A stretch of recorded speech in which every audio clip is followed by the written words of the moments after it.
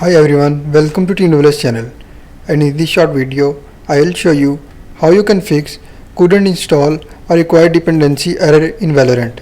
So before starting video, if you are new on this channel, just don't forget to subscribe and let's start a video without wasting any time.